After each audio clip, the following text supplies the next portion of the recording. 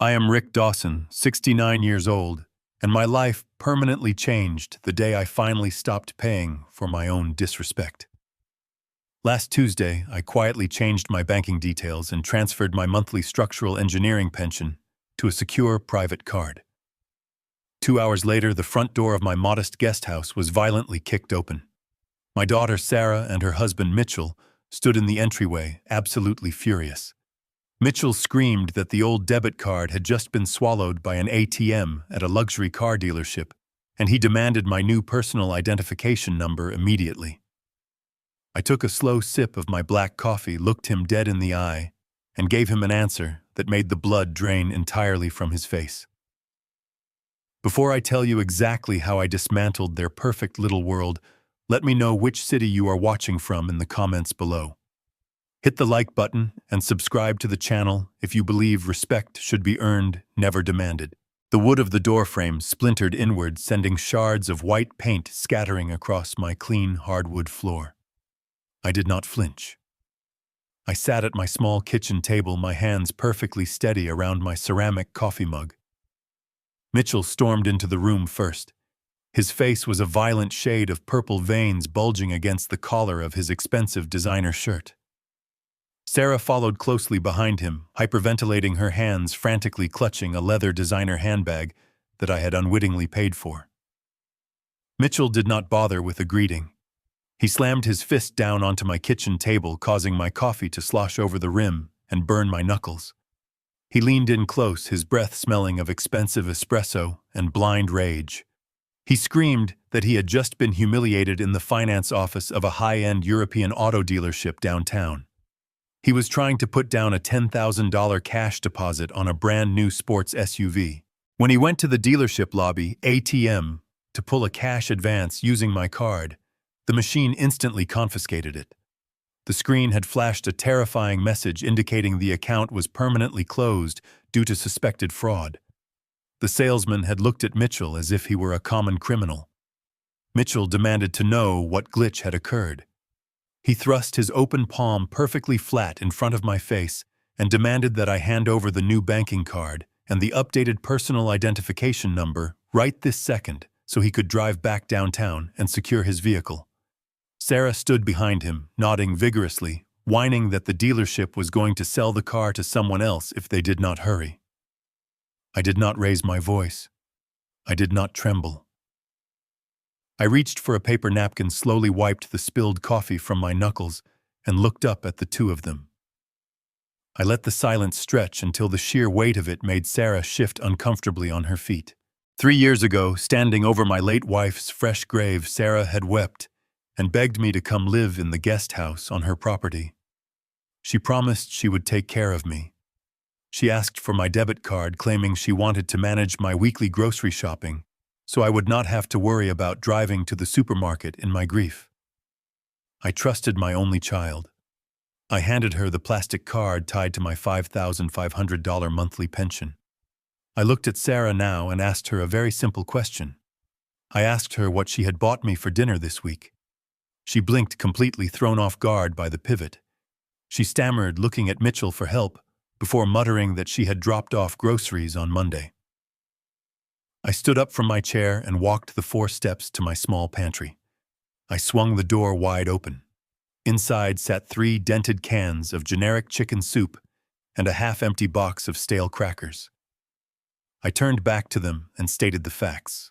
I told them my pension had deposited over $60,000 into that account over the past 12 months alone. I pointed to the dented cans and asked if that was what $60,000 bought in today's economy. Mitchell rolled his eyes, letting out a loud theatrical sigh of supreme annoyance. He told me I was being dramatic, and that I did not need much money anyway, because I just sat around the guest house all day doing nothing. He insisted they were doing me a massive favor by letting me live on their property. He slapped the table again, demanding we stop wasting time talking about soup when his luxury car reservation was expiring. I walked over to the small bookshelf in the corner of my living room. I reached behind a row of old engineering textbooks and pulled out a massive, heavy black binder. I walked back to the table and dropped it directly in front of Mitchell. The heavy thud echoed loudly in the small room. I opened the cover. Inside were hundreds of pages of highlighted bank statements, forensic accounting notes, and printed photographs. I looked Mitchell straight in the eye and told him the account was not experiencing a glitch. I told him I had personally walked into the bank branch at 8 o'clock that morning, closed the account permanently, and transferred all future pension payouts to a private institution that neither of them would ever access. Mitchell scoffed, calling me a paranoid old fool. He claimed he only used the money for property upkeep. I turned to the first tab in the binder. I began to read his exact expenditures out loud, my voice echoing like a judge delivering a sentence. I read the date and time of a $4,000 charge for a VIP cabana in Miami, booked while I was recovering from a severe bout of pneumonia alone in this guest house. I read off the weekly $300 charges at a high-end steakhouse downtown. The same nights Sarah claimed they were too busy working late to bring me a hot meal. I flipped the page and read the itemized receipt for Sarah's new diamond tennis bracelet, purchased with funds explicitly earmarked for my supplemental health insurance.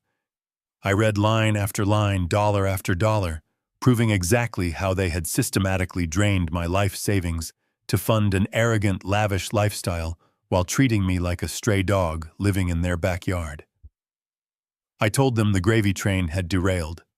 I told them they would never see another dime of my money and that they needed to leave my home immediately before I called the police to report the past 3 years of elder financial abuse.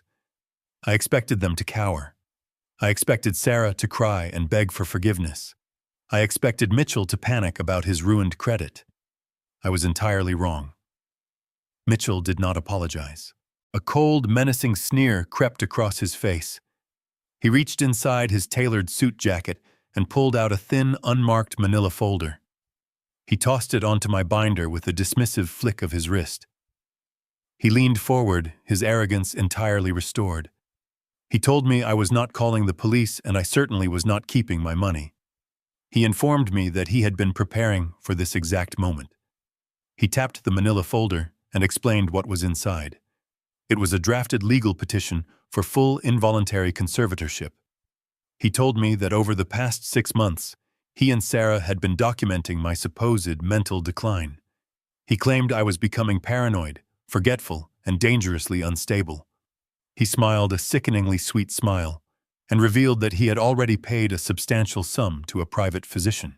This doctor, whom I had never even met, had signed a sworn medical affidavit declaring that I was suffering from advanced, rapid-onset dementia and was entirely incapable of managing my own finances or making basic life decisions. Sarah finally spoke up, her voice dripping with fake, sickening sympathy. She told me it was for my own good. She said my mind was clearly failing since I was making up crazy stories about them stealing my money. She told me a judge would look at my age, look at the doctor's signature, and immediately grant them total legal control over my life, my health, and my remaining bank accounts. Mitchell checked his expensive gold watch. He looked back at me and delivered his ultimatum. He gave me exactly 24 hours to voluntarily hand over the new bank card, the PAISON, and sign a general power of attorney document giving him control of my assets. If I did exactly as I was told, they would generously allow me to keep living in the guest house. If I refused, he would file the petition at the county courthouse tomorrow morning. He promised that once the judge ruled in his favor, my assets would be seized, and he would have me forcibly removed from the property and locked away in the cheapest, most miserable state-run nursing facility he could find, where I would spend the rest of my days heavily medicated and completely forgotten. Mitchell grabbed Sarah by the arm, turned around, and walked out the door. Sarah did not even look back at me. They left the splintered door hanging wide open, the cold afternoon wind blowing into my kitchen. They thought they had backed a helpless, senile old man into a corner. They thought I would spend the night trembling in fear, waiting to surrender. They had no idea that my silence was not fear. It was the sound of a structural engineer realizing exactly where the weak points in their foundation were and preparing to bring their entire house crashing down to the ground. I stood in the center of my small kitchen, listening to the sound of Mitchell's car engine fading down the driveway. The cold afternoon wind continued to blow through the splintered doorframe. Most men my age would have collapsed into the nearest chair. Most men would have reached for a telephone to call a friend, or perhaps even cried over the sheer cruelty of their own flesh and blood. I did not do any of those things. I am a retired structural engineer. I spent 40 years calculating load-bearing walls, stress fractures, and the exact moment a foundation will buckle under pressure. I knew immediately that Mitchell was not acting out of mere anger over a canceled car reservation. His confidence was too absolute. His timeline of 24 hours was too specific. The pension was merely the loose thread. The true prize was something much larger. If they were willing to commit perjury by hiring a corrupt doctor to declare me legally incompetent, they were not doing it just to secure my monthly checks. They were doing it to seize total control of my entire estate. They wanted the main house, the property, the investments, and the authority to liquidate my entire existence. I had built a fortress for my daughter, and now her husband was trying to lock me in the dungeon. I walked into my bedroom, put on my heavy wool coat, and grabbed my car keys. I had less than 23 hours left. I backed my vintage car out of the driveway and headed straight toward the downtown financial district. The drive took exactly 35 minutes. I did not turn on the radio. The silence inside the cabin was absolute, mirroring the cold, calculated focus settling over my mind. I was no longer a grieving widower trying to keep the peace. I was a man preparing for war. I pulled into the underground parking garage of the tallest glass building in the city. I rode the elevator up to the 42nd floor. The polished brass letters on the double glass doors read, "Evans and Associates." Bradley Evans was not a friendly neighborhood attorney. He was a ruthless, highly expensive estate lawyer who specialized in dismantling hostile or corporate takeovers and entirely destroying fraudulent asset grabs. I had hired Bradley a decade ago to structure my original trust, and I knew he possessed the exact lack of mercy I currently required. The receptionist at the front desk opened her mouth to ask if I had an appointment, but I walked straight past her mahogany desk. I pushed open the heavy oak door to Bradley's private corner office. He looked up from his computer screen, his sharp eyes narrowing behind his wire-rimmed glasses. He saw the expression on my face, immediately closed his laptop, and gestured toward the leather chair across from him. I did not offer a polite greeting. I sat down and placed both of my hands flat on his desk. I told him my son-in-law had just threatened me with an involuntary conservatorship petition and possessed a forged medical affidavit declaring me mentally incompetent. Bradley did not gasp or express sympathetic outrage. He simply reached for a fresh legal pad and a silver pen. He asked me for the exact timeline. I told him Mitchell had given me a 24-hour ultimatum to sign over my power of attorney, or he would file the petition with the county courthouse tomorrow morning. Bradley wrote down 3 words on the pad and underlined them twice. He leaned back in his chair, tapping the pen against his chin. He told me that in this state, a corrupt judge could grant an emergency temporary conservatorship based solely on a sworn physician's statement, especially if the petitioner claimed the elderly subject was a danger to themselves. Once that temporary order was signed, Mitchell would have immediate unchecked legal authority to freeze my bank accounts, change the locks on my guest house, and forcefully relocate me to a psychiatric ward for evaluation. Bradley looked me directly in the eyes and told me we were no longer dealing with a greedy family dispute. We were operating inside a highly coordinated legal ambush. Bradley immediately picked up his desk phone and dialed his senior paralegal. He ordered her to drop every other file and run an emergency background check on all legal filings under Mitchell's name across every county in the state. He wanted to know exactly which corrupt doctor Mitchell had paid off. As we waited, Bradley pulled up my master estate file on his massive dual monitors. He reviewed the deed to the property where Sarah and Mitchell currently lived. I had paid for that house in cash 15 years ago.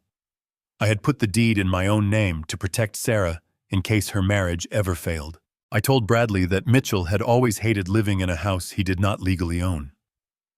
Bradley began running a real-time audit on the property. Title history, his fingers flying across the keyboard. The office was completely silent, except for the rapid clicking of the keys. Suddenly, Bradley stopped typing. The cursor blinked ominously on the screen. He leaned closer to the monitor, his jaw tightening. He slowly turned the monitor around so I could see the screen. He pointed to a newly registered lien recorded against the main property just 3 weeks ago. Mitchell had not just been stealing my pension. He had discovered a way to bypass the title and borrow against the physical dirt beneath my feet. The legal battlefield had just expanded, and the sheer scale of their betrayal was finally coming into the light. I looked at the massive dollar amount displayed on the glowing screen. Mitchell was attempting to steal hundreds of thousands of dollars before locking me away forever. Our race against time had officially begun. I stared at the glowing computer screen on Bradley's mahogany desk. The word lien was entirely foreign to my understanding of that specific property. 15 years ago, I walked into a commercial real estate office and wrote a certified cashier's check for the full purchase price of that house. I did it because my daughter Sarah was complaining about the immense stress of potentially taking on a 30-year mortgage. I wanted my only child to have a permanent fortress. I wanted to give her a home that could never be taken away by a collapsing economy or a sudden job loss. I handed them the keys with a completely clean title. There was no mortgage. There was no corporate bank involved in the transaction. The dirt, the wood, the concrete foundation, and the roof belonged entirely to me. Now my attorney was showing me a digital county record indicating that a massive financial institution had a legal claim to the property. I asked Bradley to open the specific legal filing. I needed to see the exact structural weakness Mitchell had secretly introduced into my foundation. Bradley did not hesitate or offer empty words of comfort. He quickly typed his secure credentials into the county clerk's digital database. The system took an agonizingly long time to load. The small icon spun in a continuous circle against the stark white background of the large monitor. I sat perfectly still in the heavy leather guest chair. I felt a cold, heavy knot forming in the absolute center of my chest. It was not panic. It was the precise, chilling sensation I used to get when I stood beneath a massive concrete bridge and spotted a hairline fracture in a primary support column. It was the sickening realization that a catastrophic collapse was no longer a distant possibility, but a guaranteed certainty. Finally, the digital document rendered on the screen. It was a scanned copy of a heavily notarized loan agreement. Bradley enlarged the document so the black text filled the entire monitor. I leaned forward and rested my elbows on the edge of the desk. The document was an official home equity line of credit. Mitchell had used the house as direct collateral to secure an open tap of liquid cash. I looked at the principal amount approved by the bank underwriter. The number was $300,000. My breath caught in my throat for a fraction of a second. $300,000. Mitchell had secretly borrowed a massive fortune against the very walls I had purchased to keep his wife safe. Bradley slowly scrolled down through the dozens of pages of standard banking clauses and strict legal terms. His eyes scanned the dense paragraphs with the speed and precision born of a predator hunting for a weakness. He calmly explained that a home equity line of credit operates exactly like a massive credit card, tied directly to the current market value of the property. If the borrower defaults on the monthly payments, the bank aggressively forecloses and takes the house. Mitchell had essentially strapped a ticking financial bomb to my daughter's living room. I looked at Bradley and stated a simple, indisputable fact. I told him that I was the sole legal owner listed on the property deed. I asked him how a federally regulated bank could legally approve a cash loan of that incredible magnitude without my physical presence in their office or my verbal consent. Bradley did not answer my question immediately. He kept scrolling down until he reached the final page of the scanned document. It was the primary signature page. There were 3 distinct black lines printed at the bottom of the paper. The first line was designated for the primary loan applicant. The second line was for the CO applicant. The third line was specifically designated for the guarantor and legal property owner. That line was meant for me. I looked closely at the digital ink on the screen. My full legal name was written directly on that line. Richard Alexander Dawson. I felt a sudden massive rush of pure, absolute clarity wash over my mind. It was not my handwriting. As a career structural engineer, I spent decades drafting incredibly precise blueprints by hand, long before computers took over the industry. My personal handwriting is entirely distinct and highly regimented. My capital letters always feature a sharp, rigid angle at the top loop. My lowercase letters are completely uniform in height and spacing. The signature displayed on the monitor was a sloppy, arrogant imitation. The angle of the letters leaned far too heavily to the right. The pressure of the pen strokes was highly inconsistent, indicating that the person writing it was frequently pausing to look at a reference document. It was Mitchell. He had forged my signature to steal $300,000 of my hard-earned equity. I pointed to the glowing screen and told Bradley exactly what I saw. I broke down the physical mechanics of the obvious forgery with the exact same cold detachment I would use to explain a failed concrete pour to a construction crew. Bradley nodded slowly, his face completely devoid of surprise. He leaned back in his tall leather chair and steepled his fingers together. He told me that executing this level of financial fraud requires a highly coordinated and deliberate effort. Mitchell did not just sit at a kitchen table and forge my signature. He had to falsify my personal income statements, provide fake tax returns to the bank underwriters, and most importantly, find a highly corrupt or criminally negligent notary public to legally stamp the document. Bradley pointed to the blurry blue notary seal stamped directly next to my forged name. He wrote the name of the notary down on his yellow legal pad. He looked me in the eye and told me that this single piece of paper escalated the situation from a minor family dispute over a stolen pension into federal bank fraud and aggravated identity theft. He stated clearly that these are severe felonies that carry mandatory federal prison sentences. The scattered pieces of the puzzle suddenly snapped together in my mind with terrifying precision. I finally understood the arrogant 24-hour ultimatum Mitchell had delivered in my kitchen. I finally understood the fake dementia diagnosis and the immediate threat of involuntary conservatorship. Mitchell was not trying to steal my future monthly pension checks. He had already stolen $300,000, and the money was completely gone. I explained my theory to Bradley. Mitchell had likely maxed out the fraudulent credit line to fund his lavish vacations and luxury car purchases. The monthly interest payments on a loan of that size were likely astronomical. He was drowning in his own hidden debt. If he missed a single payment, the bank would issue a formal default notice directly to me because I am the legal property owner.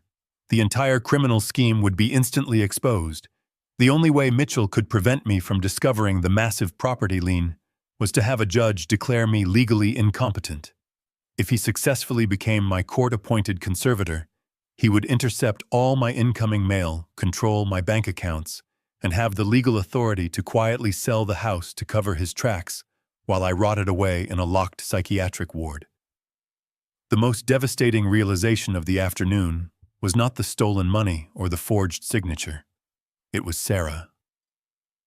I sat back in the chair and looked out the massive window of Bradley's office at the gray city skyline. I thought about my only daughter standing in my kitchen just an hour ago. She had nodded eagerly when Mitchell threatened to lock me away in a state-run nursing facility. She had looked at me with disgust and called me crazy. Was she fully aware of the forged $300,000 loan? Or was she simply a willing participant in the smaller plan to steal my pension money? I realized in that quiet office that the answer did not matter anymore. She had chosen her side. She had stood by silently while an arrogant man threatened to permanently strip away my basic human rights. She had treated the father who gave her everything like a disposable inconvenience. The lingering emotional attachment I had to the idea of my family completely evaporated in that room, leaving behind nothing but cold resolve. I turned my attention back to my attorney. I told Bradley that I did not want to merely stop the conservatorship petition. I wanted to completely dismantle their comfortable lefsons. I wanted every single illegal action exposed to the absolute harshest light of the law.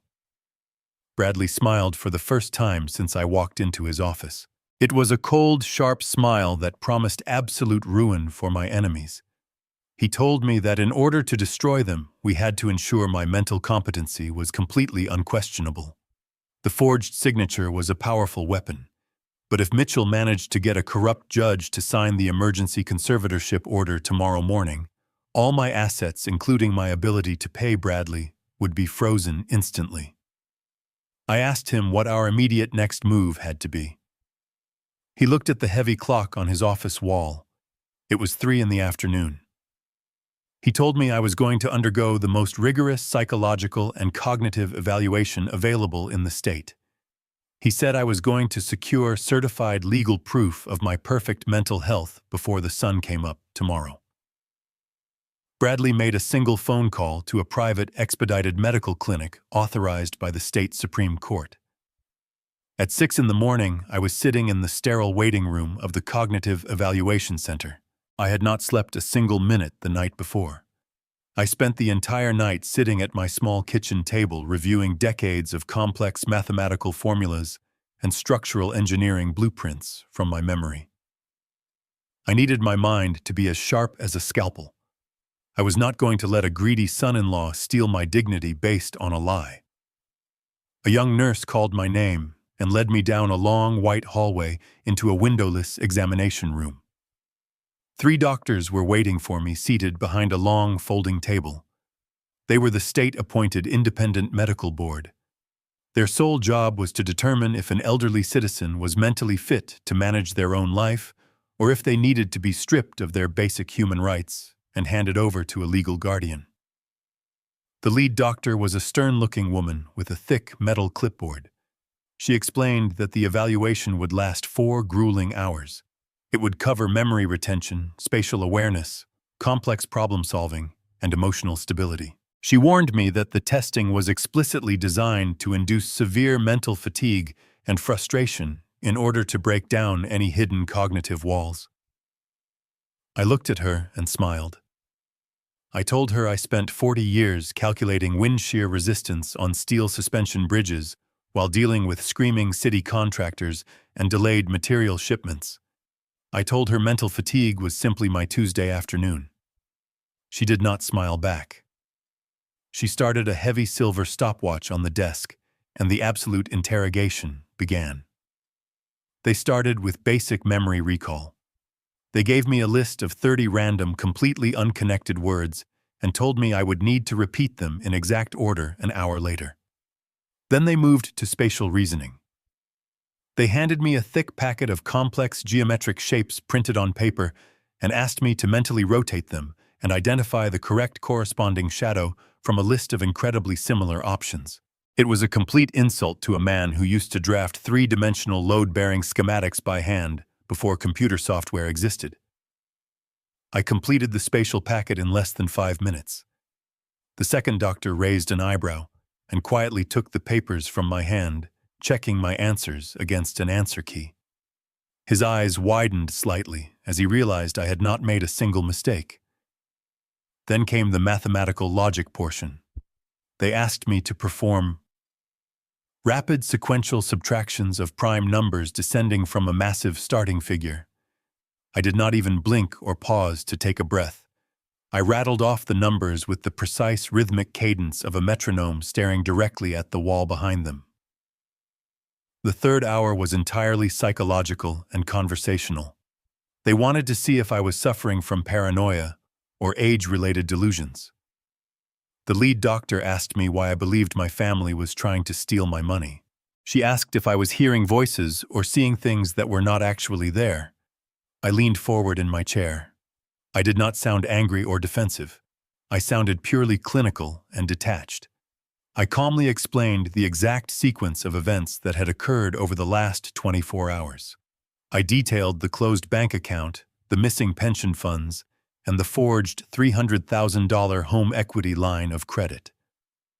I gave them exact dates, exact dollar amounts, and the specific name of the corrupt notary public my attorney had identified during our real-time audit. I told them I was not paranoid or confused. I was simply the primary victim of highly documented financial fraud. I told them my attorney, Bradley Evans, would be subpoenaing this very medical record to use in a federal bank fraud trial against my own family. The room grew incredibly quiet. The doctors stopped writing on their clipboards and stared at me.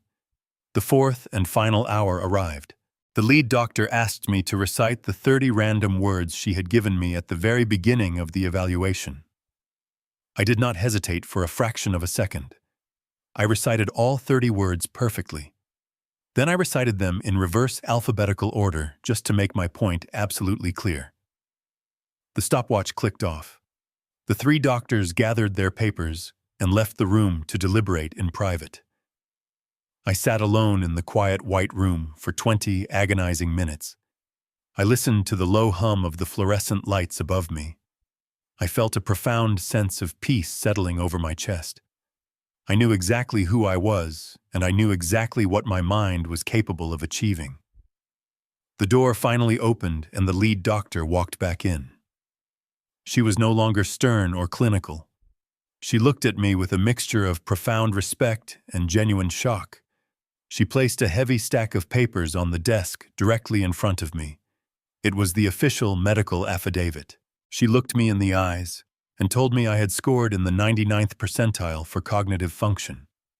She said my spatial reasoning and mathematical logic were significantly better than most graduate students she evaluated on a daily basis. She formally declared that I was completely, entirely, and legally competent to manage my own affairs, my own finances, and my massive estate. She signed her name at the bottom of the document in thick black ink. The two other doctors walked in and signed their names right below hers. The lead doctor stamped the paper with the official raised seal of the state medical board, making it an undeniable legal fact. She handed the document to me and told me she wished me the absolute best of luck in putting my son-in-law exactly where he belonged. I walked out of the medical center at 10 in the morning. The bright morning sun hit my face, warming my skin. I held the sealed envelope tightly in my right hand. It was the ultimate shield. It was the absolute undeniable proof that Mitchell's entire conservatorship plan was built on a desperate criminal lie. If he walked into a county courthouse to file his fake dementia claim, he would be instantly arrested for perjury and filing false legal documents. I reached my car and unlocked the door. I pulled out my cell phone to call Bradley. I was ready to launch the aggressive counter-offensive. I was ready to move from defense to offense and finally trap Mitchell in his own web of arrogance and lies. I stood in the sunlit parking lot of the medical center, holding the sealed envelope containing my absolute freedom. The heavy weight that had rested on my chest since yesterday afternoon was entirely gone. I had the legal ammunition to destroy Mitchell's malicious plan before he could even file his fake paperwork at the courthouse. I reached into my coat pocket to retrieve my car keys. My fingers brushed against my cell phone. The screen lit up with a sudden sharp vibration. It was a priority notification email from my personal banking application. I frowned. I had completely closed my primary accounts the day before. There should have been no active alerts on my phone. I unlocked the screen and opened the message. The email was not from my usual local bank. It was an automated security alert from the massive national financial institution that held the fraudulent $300,000 home equity line of credit. Because my name was forged as the primary guarantor on the account, the bank's automated system had pulled my contact information from my credit file and sent me a standard courtesy notification regarding a massive outbound transaction. I stared at the screen and felt the blood freeze in my veins. The notification was a digital wire transfer receipt. 10 minutes ago, Mitchell had logged into the fraudulent account and initiated a transfer for the maximum allowable limit. He was attempting to move the entire $300,000 in one single sweeping motion. I looked at the destination details printed on the digital receipt. He was not moving the money to a local checking account to buy his luxury car. The routing number was attached to a private offshore banking institution located in the Cayman Islands. Mitchell was not just stealing my equity. He was laundering it out of the country entirely. My engineering mind immediately calculated the catastrophic implications of this move. If that wire transfer successfully cleared the United States banking system, the money would be completely untraceable and entirely unrecoverable. It would vanish into a black hole of international banking secrecy. The domestic bank would then turn around and demand the $300,000 directly from me because my forged signature was on the collateral document. If I could not produce the stolen cash, they would foreclose on the property and auction off my daughter's house to recoup their losses. Mitchell was preparing to take the money and vanish, leaving me entirely destroyed and Sarah completely homeless. He had likely realized his conservatorship plan might face legal resistance from me and decided to execute a scorched earth exit strategy. I did not panic. Panic is a useless emotion that leads to structural failure. I immediately dialed Bradley's direct cell phone number. He answered on the first ring. I read him the exact details of the wire transfer alert, including the transaction identification number and the offshore routing code. Bradley let out a sharp breath.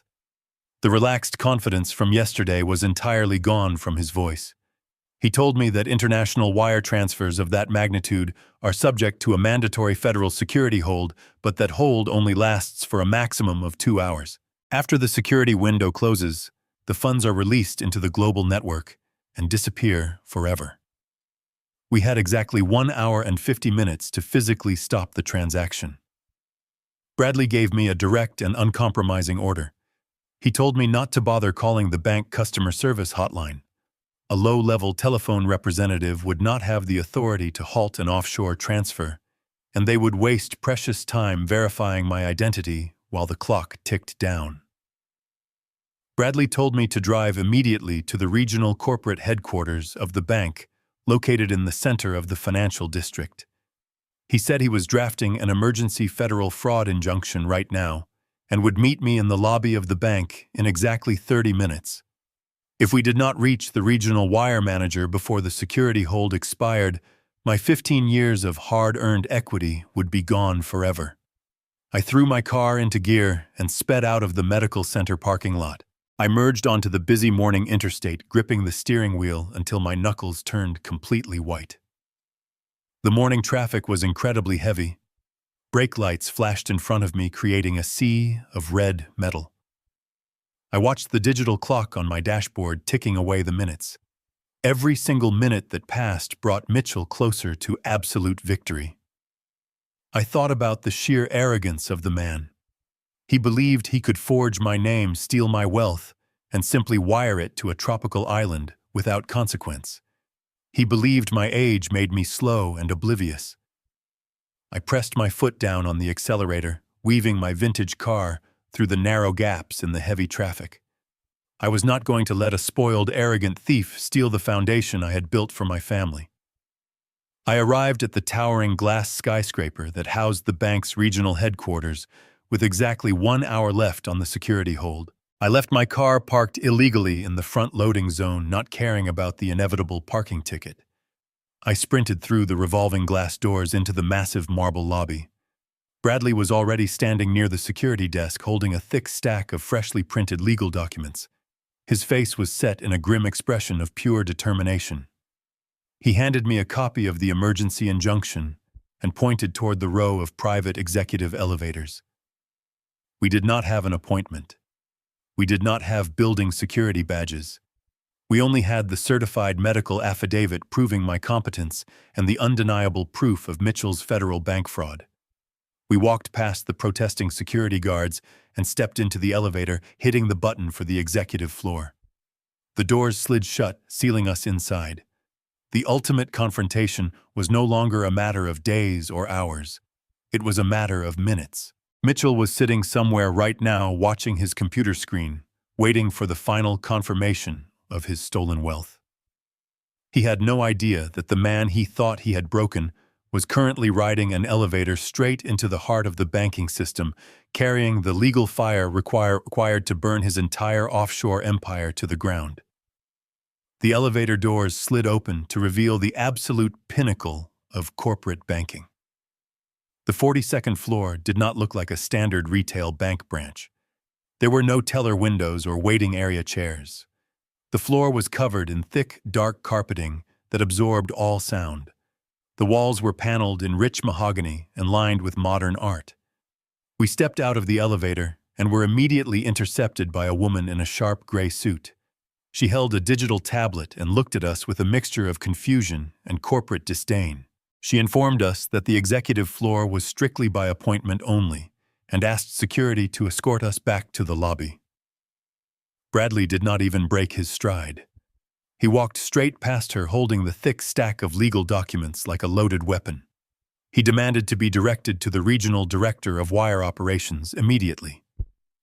The woman attempted to block his path, but Bradley simply stated his name and the name of his law firm. He informed her that if she delayed us for even a single minute, she would be personally named as a co-conspirator in a federal bank fraud lawsuit involving the theft of $300,000. The woman froze and silently pointed toward a large set of frosted glass doors at the end of the long hallway. We pushed through the glass doors without knocking. The regional director was a middle-aged man sitting behind a massive glass desk. He was on a phone call but hung up immediately when we barged into his private sanctuary. He stood up, his face flushing with anger, demanding to know who we were and how we had bypassed building security. Bradley walked directly to the glass desk and slammed the emergency federal fraud injunction down onto the smooth surface. The heavy sound echoed loudly in the quiet executive office. Bradley leaned over the desk, his voice dropping to a terrifyingly calm whisper. He told the director to sit down and look at the screen on his computer. He recited the exact account number and the transaction identification code for the Cayman Islands wire transfer. The director hesitated, but the sheer aggressive authority radiating from my attorney forced him back into his leather chair. He typed the numbers into his keyboard. His eyes widened as the massive outbound transfer populated on his screen. The director tried to deploy standard banking protocol. He nervously adjusted his tie and stated that the transfer had already been authorized by the primary account holder. He claimed the bank could not simply halt a massive international wire without a verified court order or a direct request from the client, who initiated the transaction. Bradley smiled his cold, devastating smile. He dropped the second piece of paper onto the desk. It was a high-resolution photograph of the forged signature on the original home equity loan document placed directly next to a certified copy of my actual legal signature. Bradley told the director that the man who authorized the wire was not the legal property owner. He informed the director that the bank had negligently approved a $300,000 credit line based on an incredibly sloppy forgery. Bradley then dropped the final piece of paper. It was the certified medical affidavit from the state Supreme Court Medical Board proving my absolute mental competency. Bradley did not wait for the director to process the information. He looked at the clock on the wall. We had exactly 14 minutes remaining before the federal security hold expired and the money vanished offshore. Bradley told the director that we were completely bypassing the local banking chain of command. He pulled his cell phone from his pocket and dialed a direct number. He placed the phone on the glass desk and activated the speaker function. A stern voice answered immediately, identifying himself as a senior agent with the Federal Wire Fraud Division. Bradley had already contacted him during our drive to the bank. Bradley formally introduced me and then instructed the bank director to identify himself to the federal agent. The director was sweating profusely now. He stated his name and his corporate title. The federal agent informed the director that he was looking at the real-time routing data for the Cayman Islands transfer. The agent ordered the director to manually override the local system and execute a hard freeze on the entire account hierarchy immediately. The director tried to argue that a hard freeze would lock the entire credit line and flag the account for a mandatory federal investigation. He warned that the bank would suffer a massive loss if the collateral was tied up in a federal court battle. I finally spoke up. I leaned over the desk, looking the panicked executive dead in the eyes. I told him he was no longer worried about a financial loss. I told him he was currently harboring stolen funds. I explained that if he let that money leave the United States, I would not just sue the bank for the lost equity. I would use my remaining wealth to ensure the federal government investigated every single loan his department had approved over the last 5 years. I told him I was a structural engineer, and I knew exactly how to find the weak points in a massive corporate foundation.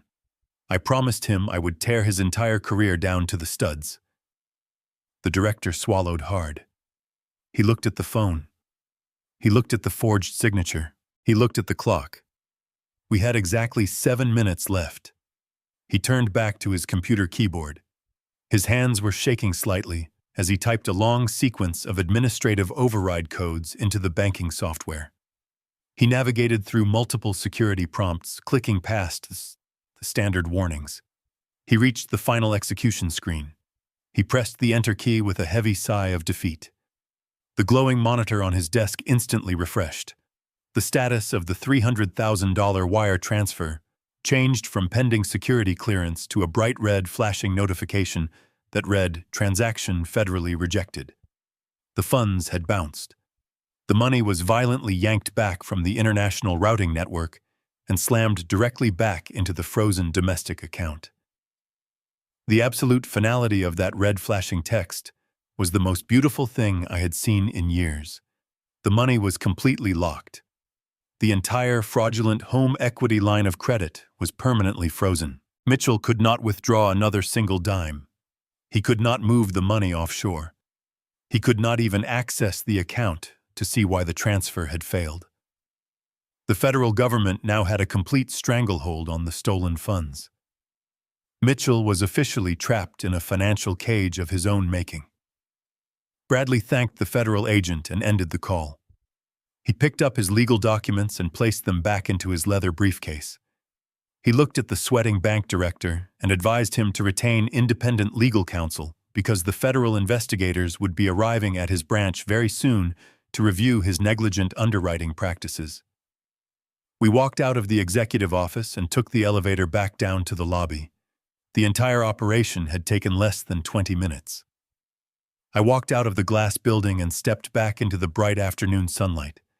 The city noise washed over me, but my mind was incredibly quiet and focused. I had successfully defended my perimeter. I had blocked the catastrophic structural failure. But the engineering mindset requires you to anticipate the immediate consequence of applying massive counter-pressure. Mitchell was sitting at home right now. He was likely refreshing his offshore bank account, waiting to see a massive influx of stolen cash.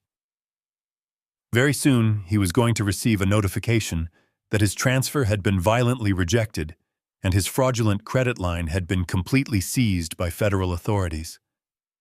He was going to realize that his perfect criminal plan had just spectacularly collapsed.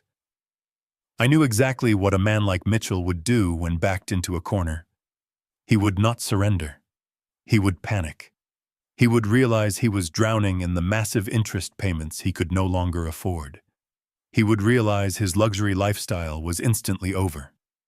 Desperation breeds extreme recklessness. I looked at Bradley and told him our defensive maneuvers were complete. It was time to prepare for the inevitable retaliation. Mitchell was going to come looking for something to sell, something to pawn, something to keep his sinking ship afloat. He was going to realize my pension was gone, his fraudulent loan was gone, and his offshore escape route was destroyed. He was going to come for the last valuable thing I possessed. I got into my car and drove away from the bank knowing the real war was just about to begin. I did not drive straight home after leaving the corporate bank headquarters. I knew the exact sequence of events that was about to unfold inside the main house on my property. Mitchell would be sitting in his expensive home office, constantly refreshing his computer screen to check the status of his stolen wealth. The bright red error message from the Federal Banking Authority would suddenly appear. He would panic and dial the private wealth customer service number, only to be coldly informed that his account was permanently locked under an active federal fraud investigation. Panic is a highly predictable chemical reaction. It completely strips away human logic and leaves only raw, desperate animal instinct. I parked my car at a small diner on the edge of town and ordered a black coffee. I needed to give the rat enough time to chew blindly through the trap. Mitchell was a man currently drowning in extreme hidden debt. His credit cards were likely maxed out to their absolute limits. His luxury car reservation had been humiliatingly canceled. The offshore escape route he had banked his entire future on was now permanently sealed by the federal government. He needed liquid cash immediately to keep up the grand illusion of his wealth and to satisfy the creditors who were undoubtedly breathing down his neck. I sat in that quiet diner for exactly 3 hours, allowing the terrifying reality of his total financial ruin to completely shatter his arrogant mind. When the late afternoon sun began to dip below the distant tree line, I finally paid my bill and drove back to my property. I parked my daily driver on the street instead of turning into the long driveway. I walked the rest of the way on foot, feeling the crisp evening wind biting at my face. As I approached the guest house, I saw the immediate physical evidence of his violent desperation. The heavy wooden side door of my home was splintered and hanging open on a single broken metal hinge. He had not bothered to pick the lock or look under the flower pot for a spare key. He had used pure brute force to violate the only sanctuary I had left in the world. I stepped over the shattered wood and entered my home. The interior was completely destroyed. The small kitchen table where I drank my morning coffee was flipped upside down. Every single drawer in the living room had been ripped out and violently emptied onto the hardwood floor. My old engineering textbooks were torn and scattered across the carpet. Mitchell had torn the place apart like a starving predator, looking for anything he could quickly sell to save his own skin. He was looking for hidden cash. He was looking for valuable jewelry or bearer bonds. He fundamentally misunderstood who I was and how I operated. I never kept liquid wealth hidden in the house. But as I carefully walked into my small bedroom, my blood turned completely cold. My closet door was wide open. The heavy steel lockbox I kept hidden beneath the floorboards had been viciously pried open with a heavy steel crowbar.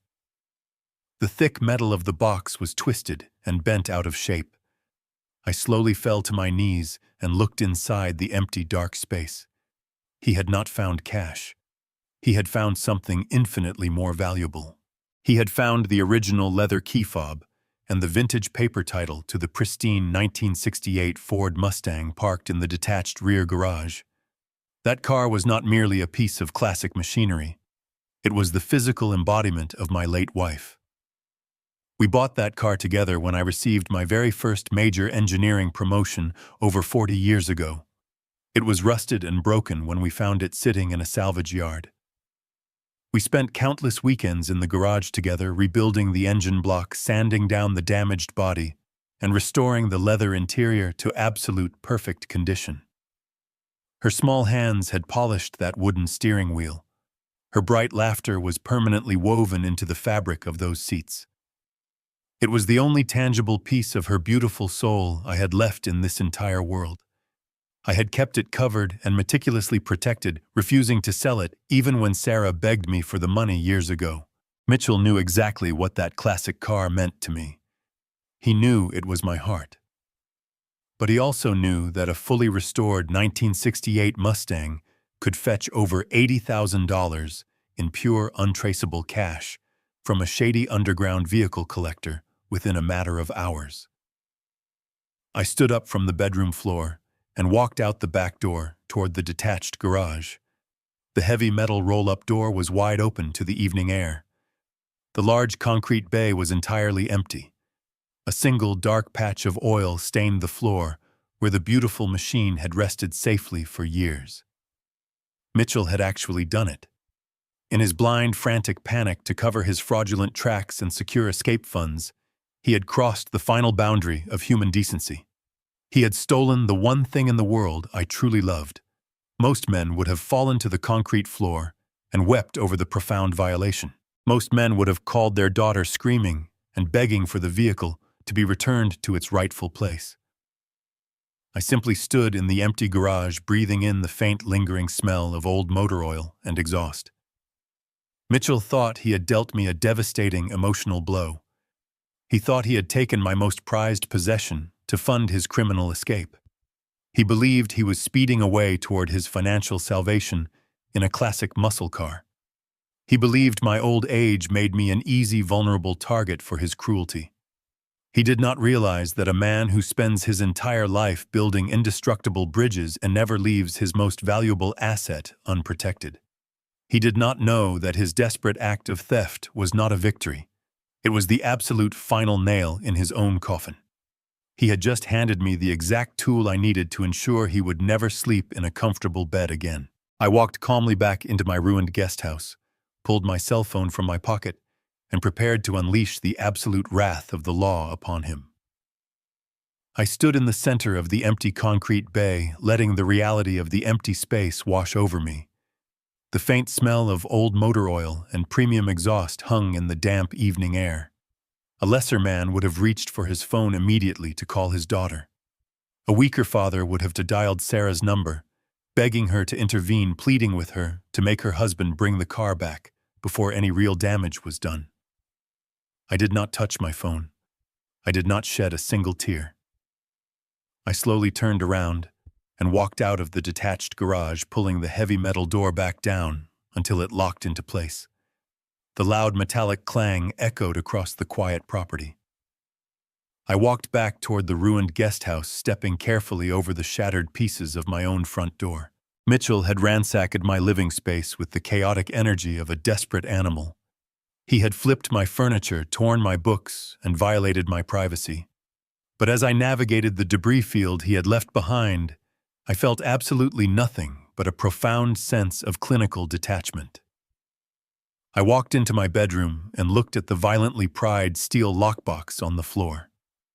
Mitchell believed he had discovered my ultimate vulnerability. He believed he had found the key to his salvation hidden beneath my floorboards.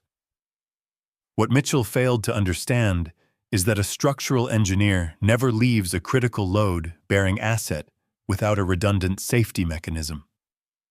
3 days ago, before the explosive confrontation in my kitchen, before the massive banking freeze and before the forged medical documents, I had noticed something incredibly subtle. I had watched Mitchell standing in the driveway smoking an expensive cigar, staring intensely at the detached garage. I saw the distinct look of pure, greedy calculation in his eyes. He was looking at the metal door the way a starving man looks at a locked pantry. I knew instantly that if his financial house of cards ever collapsed, he would try to liquidate my vintage car to save himself. I did not confront him that day. I did not change the locks on the garage or attempt to move the vehicle to a secure storage facility. A visible defense only forces an enemy to plan a more aggressive attack.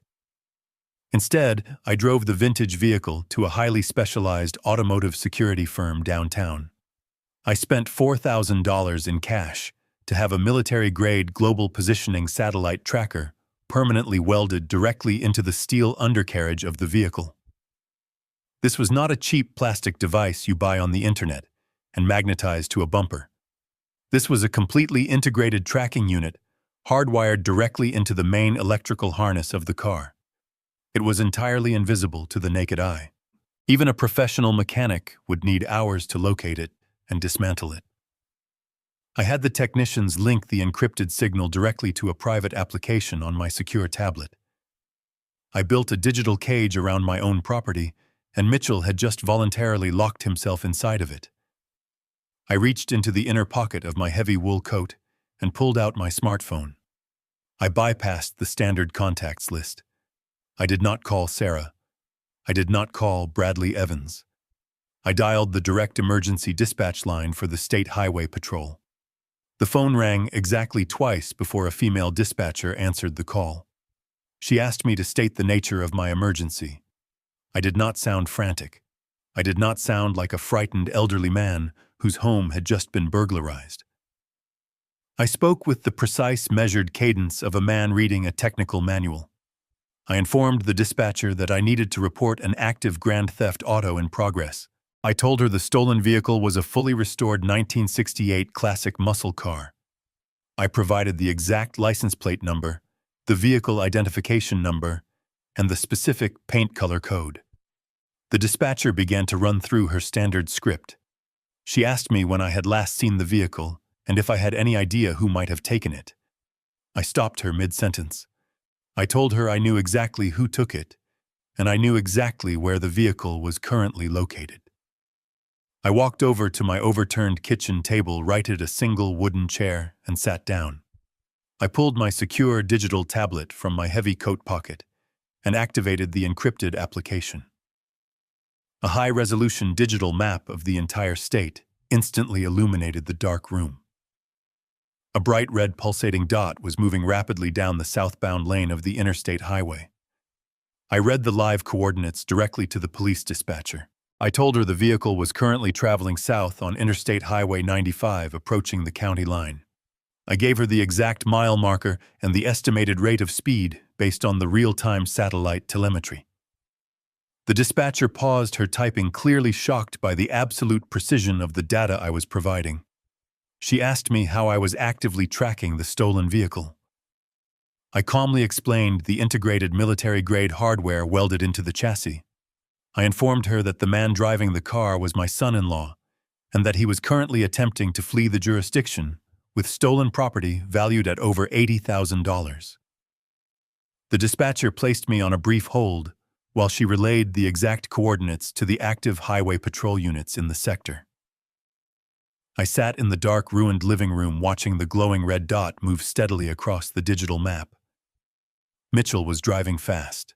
He was likely pushing the vintage engine hard, desperate to put as much distance between himself and my house as possible. He was heading straight toward the state border. If he crossed that line, it would trigger a cascade of federal interstate commerce violations, adding massive weight to his impending criminal charges. He thought he was driving toward freedom. He was actually driving himself deeper into a federal penitentiary. The dispatcher came back on the line. Her voice was sharp and fully energized. She informed me that 3 separate Highway Patrol Interceptor units had successfully picked up the satellite tracking beacon and were currently moving into a pincer formation ahead of the stolen vehicle. She told me they were going to execute a felony traffic stop within the next 4 minutes. She asked me to remain on the line to confirm the identity of the driver once the physical apprehension was complete. I agreed and placed the phone on speaker, resting it on my leg. I stared at the tablet. The red dot continued to pulse. I imagined Mitchell sitting behind the beautiful wooden steering wheel of my late wife's car, gripping it with his sweating, arrogant hands. I imagined the false sense of victory racing through his mind. He had successfully broken into my house. He had secured the ultimate prize. He probably believed he had finally beaten me. He probably believed I was sitting in this dark room weeping over my loss, too terrified and confused to take action. He had relied entirely on the stereotype of the weak, silent elderly man. My silence had never been a symptom of weakness. My silence was the necessary condition required to build an inescapable structural trap. Suddenly, the red dot on my digital map stopped moving. It did not slow down gradually. It completely halted directly in the center of the interstate highway. A few seconds later, the dispatcher's voice echoed through the speaker of my phone. She stated that the highway patrol units had successfully boxed in the stolen vehicle. She reported that the suspect had been removed from the car at gunpoint and was currently being placed in heavy steel handcuffs on the asphalt. She asked me to confirm the physical description of my son-in-law. I recited Mitchell's exact height, weight, hair color, and the expensive designer suit he was likely wearing. The dispatcher verified the information with the officers on the scene. She confirmed that the suspect was in full police custody and that the vintage vehicle had been successfully recovered without a single scratch on the paint. She told me a detective would be calling me shortly to arrange the return of the car and to take my formal statement for the prosecution. I thanked her for her precise efficiency and ended the call. The room went entirely silent again. I looked around at the destroyed furniture and the scattered papers. The physical damage to my home was irrelevant. The trap had perfectly snapped shut. Mitchell was now sitting in the back of a police cruiser, his wrists bound tightly behind his back, his entire life shattered into a million unrecoverable pieces. But the chain of consequences was not yet complete. Mitchell was only half of the equation. Sarah was still sitting comfortably in the massive house I had paid for, entirely unaware that her husband had just been arrested for grand theft auto and that the federal government had frozen all of their fraudulent assets. It was time to deliver the final devastating blow. It was time to walk across the lawn, knock on the front door of the main house, and hand my daughter the itemized receipt for her absolute ruin. I sat in the darkness of my destroyed living room, waiting for the inevitable aftermath. The digital tablet on my lap had gone completely dark, but the reality of the trap I had set was just beginning to unfold. My cell phone vibrated heavily against my leg, breaking the absolute silence of the room. It was a direct call from the lead detective of the State Highway Patrol. He spoke with the gruff, heavy satisfaction of a man who had just taken a desperate criminal off the streets. He wanted to personally update me on the exact details of the felony traffic stop before the local news stations picked up the scanner chatter. The detective told me that when the interceptor units activated their emergency lights and sirens, Mitchell did not immediately pull his vehicle over to the shoulder. In his absolute blind panic, he attempted to accelerate the vintage muscle car, pushing the classic engine toward its physical limit. He tried to weave through heavy interstate traffic, attempting to reach an upcoming exit. The detective explained that Mitchell was heading directly for an industrial district known for housing illegal vehicle dismantling operations, commonly referred to as chop shops. He intended to trade my priceless vehicle for pennies on the dollar to secure immediate, untraceable escape funds. But Mitchell was an arrogant corporate coward, not a professional getaway driver. He did not possess the skill to control a heavy rear-wheel drive machine at those extreme speeds. The Highway Patrol executed a highly coordinated tactical maneuver. They boxed him in against the concrete median barrier and forced the vehicle to a complete halt without inflicting a single scratch on the pristine bodywork. The detective told me Mitchell locked the doors and stubbornly refused to exit the vehicle. He rolled up the windows and ignored the direct lawful orders of the armed officers. The police had to shatter the driver's side window with a steel baton. They drew their service weapons, reached inside the cabin, and physically dragged Mitchell out onto the rough asphalt. Mitchell had screamed and thrashed violently, threatening to sue the entire police department. He screamed that he was a wealthy, respected financial executive and that they were making a massive mistake. The officers responded by planting a heavy knee firmly into his spine and securing his wrists with heavy steel handcuffs. The detective assured me that Mitchell was currently sitting in a cold concrete holding cell at the county jail.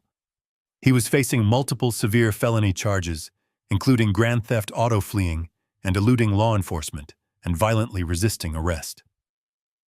The classic car was being carefully loaded onto a flatbed transport truck and taken to a highly secure indoor impound facility where I could retrieve it tomorrow morning. I thanked the detective for his precise professional work and ended the call. The silence returned to my ruined guest house, but it lasted for less than 10 minutes. I heard the frantic, chaotic sound of high heels clicking rapidly against the concrete walkway outside. The broken front door was suddenly pushed all the way open, hitting the interior wall with a loud thud. Sarah stood in the doorway. She was an absolute vision of total collapse. The entitled, arrogant woman who had stood in my kitchen just yesterday demanding my pension money was completely gone. Her expensive designer jacket was improperly buttoned and hanging off her shoulder. Her carefully styled hair was a messy, tangled disaster. Thick black makeup ran down her cheeks in dark, ugly streams. She was frantically clutching her cell phone to her chest, as if her life depended on it. She took one trembling step into the ruined living room and saw the overturned furniture, the shattered wood, and the scattered debris. She did not even register the fact that her husband was the one who had violently destroyed my home. She threw herself onto her knees right in the center of the torn paper and broken glass. She began to sob uncontrollably, the sound echoing loudly off the bare walls. It was not a quiet, dignified, emotional release. It was the loud, ugly wailing of a woman who had just watched her entire privileged existence evaporate into thin air. She looked up at me with wild, desperate eyes and told me Mitchell had just called her from the county jail using his single allotted phone call. She choked on her own tears as she explained that the local magistrate had denied him immediate bail because he was considered a severe flight risk after attempting to outrun the highway patrol units. Sarah crawled across the messy floor toward my wooden chair, reaching out with shaking hands to grab the fabric of my pant leg. She begged me to pick up my phone and call the police station right now. She pleaded with me to tell the lead detective that it was all a terrible family misunderstanding. She wanted me to lie to the state authorities.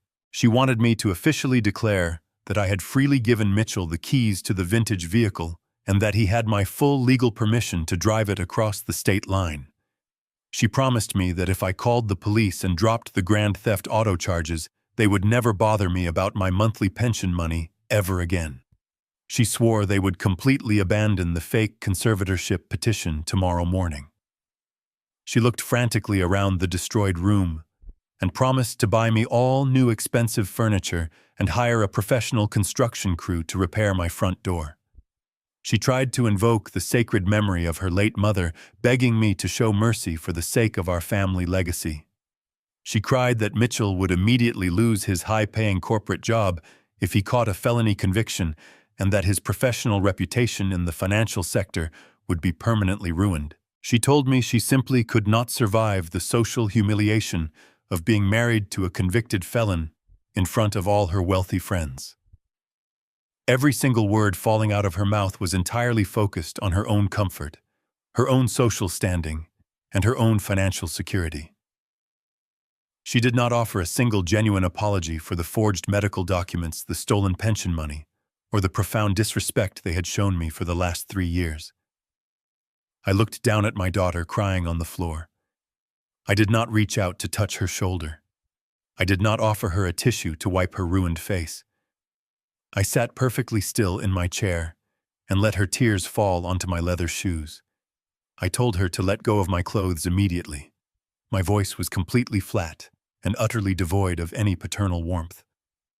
Sarah flinched violently at the absolute coldness in my tone and slowly pulled her hands back, holding them against her chest. I pointed a single finger toward the twisted steel lockbox resting on the floor of my bedroom, visible through the open doorway. I told her that her husband had violently broken into my private sanctuary and stolen the only physical memory I had left of the woman who gave birth to her. I told her that Mitchell had not simply borrowed a car for a joyride. He had deliberately stolen an $80,000 liquid asset to fund his escape from federal justice. I watched a sudden wave of deep confusion wash over her tear-stained face. She stopped crying for a fraction of a second. She asked me what I meant by federal justice. I realized in that exact moment that Mitchell had not told her the entire truth during his frantic phone call from the holding cell. He had been too ashamed or perhaps too terrified to confess his ultimate failure. He had not told her about the frozen bank accounts or the failed offshore wire transfer. I leaned forward in my chair and looked directly into Sarah's terrified eyes. I told her I was not going to make a single phone call to save him. I told her the grand theft auto charge was completely legitimate, and I would be proudly testifying against him in open court. But I did not stop there. I reached onto the small side table next to me and picked up the heavy black binder. I pulled out the certified forensic audit of the forged home equity loan. I dropped the heavy stack of legal documents directly onto the floor in front of her. I informed her that her husband was not just a car thief. I told her he had secretly forged my signature to take out a $300,000 fraudulent loan against the very house she was currently living in. I watched her eyes widen in absolute horror as she stared at the highlighted bank statements. I told her that federal investigators were currently auditing every single transaction Mitchell had ever made, and that all of their shared bank accounts were permanently frozen by the United States government. I told her that Mitchell was not coming home tomorrow or the next day. He was going to federal prison for a very long time. I ordered her to get off my floor and go back to her massive house to pack her designer bags, because very soon she was not going to have a roof over her head. Sarah stared at the heavy stack of legal documents resting on the torn carpet of my ruined living room. The thick black binder I had dropped at her feet seemed to radiate a terrifying gravity. She slowly reached out with trembling fingers and picked up the top page. It was the certified forensic audit of the $300,000 home equity line of credit. I watched her perfectly manicured nails scrape against the paper as her eyes darted back and forth across the dense financial text. She did not understand the complex banking terminology, but she absolutely recognized the address printed at the top of the loan agreement. It was the address of the massive property she had lived in for the past 15 years. It was the address of her supposed forever home. I broke the silence with a voice so calm it sounded like a judge reading a final verdict. I told her that while she was busy planning to lock me away in a state-run psychiatric ward, her husband was busy mortgaging the very ground she walked on. She shook her head violently side to side, attempting to physically reject the reality printed in black ink. She stammered that there must be a mistake and that Mitchell would never take out a loan without telling her. I told her to turn to the third page of the document and look at the bottom right corner. She flipped the heavy paper over and stared at the signature line. I asked her if that looked like my handwriting. I reminded her that I had spent my entire adult life drafting precise structural engineering blueprints, and that my personal signature was a rigidly uniform block of text. The signature on that banking document was a sloppy, chaotic imitation. I told her that Mitchell had deliberately forged my name to bypass the deed restrictions. He had committed aggravated identity theft to steal $300,000 of my hard-earned equity, and he had used her house as the direct collateral. The color completely drained from Sarah's face, leaving her looking pale and suddenly very old. She dropped the papers back onto the floor, as if they were physically burning her hands. I did not give her a single moment to catch her breath. I continued laying out the exact dimensions of the trap her husband had built for them. I informed her that the federal government does not take kindly to massive domestic bank fraud. I explained that my attorney Bradley Evans had already contacted the Federal Wire Fraud Division this afternoon. I told her that federal agents had successfully intercepted an international wire transfer Mitchell attempted to send to the Cayman Islands just a few hours ago. He was trying to launder the stolen equity out of the country and leave her entirely alone to face the catastrophic financial fallout. I told her that right now federal investigators were actively auditing every single bank account attached to Mitchell's Social Security number. The joint checking accounts, the luxury credit cards, the mutual funds she thought secured her wealthy lifestyle were all permanently frozen under federal authority. I watched the exact moment her mind comprehended the absolute totality of her ruin. The arrogant facade she had worn for years shattered completely, revealing the absolute selfish cowardice underneath. She did not express horror at what Mitchell had done to me. She did not apologize for my stolen pension or my forged signature. Her survival instinct kicked in, and it was entirely focused on preserving herself at any cost. She fell back onto her knees and grabbed my hands. Her grip was painfully tight. She looked up at me with wide, terrified eyes and immediately began to rewrite history.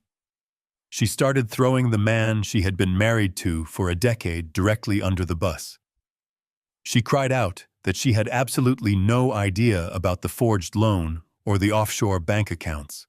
She swore on her life that Mitchell handled all of their finances and that he kept her completely in the dark. She claimed he was a manipulative monster who controlled every aspect of her existence.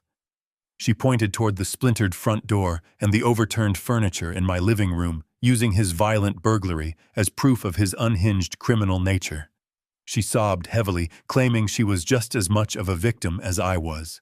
She begged me to call my expensive attorney and have him represent her in the divorce proceedings. She wanted me to use my wealth to shield her from the federal investigators. She promised she would testify against Mitchell in federal court and tell the judge whatever I wanted her to say, as long as I protected her from going to prison and allowed her to stay in the main house. She continued her frantic, pathetic monologue, trying to weaponize my memories of her childhood. She reminded me of the days we used to spend together when she was a little girl before she met Mitchell. She claimed Mitchell had slowly poisoned her mind against me over the years, convincing her that I was a burden. She wept loudly, insisting that deep down she had always loved me, and that she had only gone along with the conservatorship plan because Mitchell threatened to leave her if she refused. She painted a picture of herself as a helpless, terrified hostage trapped in a marriage with a financial predator. She thought she could manipulate the innate protective instinct a father has for his daughter. She thought my love for her would override my logic and blind me to her obvious complicity. I looked down at the woman who shared my DNA and felt a profound, sickening disappointment. I pulled my hands out of her desperate grip and stood up from my wooden chair. I walked over to the destroyed kitchen area and picked up one of the dented cans of generic chicken soup Mitchell had knocked onto the floor.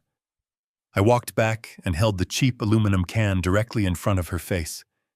I asked her if Mitchell had also forced her to feed me garbage while my pension deposited $5,500 into her account every single month. I asked her if Mitchell had somehow brainwashed her into standing in my kitchen yesterday afternoon, eagerly nodding along while he threatened to lock me in a heavily medicated nursing facility. I reminded her that she had looked me dead in the eye and told me my mind was failing. She had weaponized my age against me for her own financial gain. She had willingly participated in the psychological torture required to set up the fake conservatorship. Sarah opened her mouth to speak, but no words came out. She just stared at the soup can, her lips trembling. I told her that true victims do not wear expensive diamond tennis bracelets purchased with stolen health insurance funds. I told her that true victims do not smirk when their elderly father is threatened with forced institutionalization. I explained that I had spent 40 years building strong foundations for bridges and buildings, but I had clearly failed to build a strong moral foundation for my own child. I told her she was not a victim of Mitchell's greed. She was an active, enthusiastic partner in it. She had loved the lavish lifestyle, the luxury cars, and the expensive vacations far more than she had ever loved me. She was perfectly willing to let Mitchell destroy my life, as long as she got to keep living in a massive house without ever having to work for it. She began to weep again loudly and pathetically, wrapping her arms around her own stomach. She begged me to forgive her. She pleaded for a second chance, crying that she was still my little girl and that family was supposed to stick together through difficult times. The sheer hypocrisy of her words hung heavily in the cold evening air. I told her that family is defined by mutual respect and basic human decency, not by shared blood. I told her I would not be calling Bradley Evans to help her with a divorce. I would not be using a single dime of my protected wealth to hire her a defense attorney. I told her that when the federal agents arrived to question her about the stolen $300,000, she would have to face them entirely on her own. I advised her to tell them the absolute truth, because lying to a federal investigator carries a 5-year mandatory prison sentence. She slowly stood up from the floor, wiping the smeared makeup from her eyes. She looked around my ruined guest house one last time, her shoulders completely slumped in total defeat. She whispered that she had nowhere else to go. She said her credit cards were already declining, and she had absolutely zero cash to her name. She said she would just go back to the main house, lock the doors, and figure out how to survive without Mitchell. She thought the main house was still her ultimate sanctuary. She thought she still had a roof over her head, even if it was burdened by a massive fraudulent bank lien. She turned around and began to walk slowly toward the broken front door, dragging her feet like a condemned prisoner. She had absolutely no idea that the ground she was walking on no longer belonged to her. She had no idea that I was about to drop the final devastating piece of the structural collapse directly onto her head. Sarah reached the broken doorframe and placed her hand on the splintered wood. She let out a long, trembling breath, believing the absolute worst of her nightmare was finally over. She truly believed that she could simply walk across the manicured lawn, unlock the heavy oak front door of the main house, and collapse into her expensive king-sized bed. She believed that even though her husband was sitting in a concrete jail cell and her bank accounts were frozen by the federal government, she still possessed a fortress. She thought she still had the physical walls, the granite countertops, the heated swimming pool, and the social status that came with living in a massive suburban estate. She had spent her entire adult life wrapping her identity in the expensive architecture of that house. She was entirely oblivious to the fundamental engineering reality that a house is nothing more than a temporary arrangement of wood and glass resting on top of the only thing that actually holds permanent value. I did not raise my voice as I watched her prepare to leave my ruined guest house. I simply spoke her name into the cold evening air. She stopped and turned her head slightly, looking back at me over her trembling shoulder. I told her she was forgetting a critical detail about the physical property she was currently trying to retreat toward. I reminded her that 15 years ago, when I walked into the real estate office and wrote a massive cashier's check to purchase that estate, I did not buy it because I was impressed by the interior decorating. I am a structural engineer. I do not look at cosmetic finishes or expensive lighting fixtures.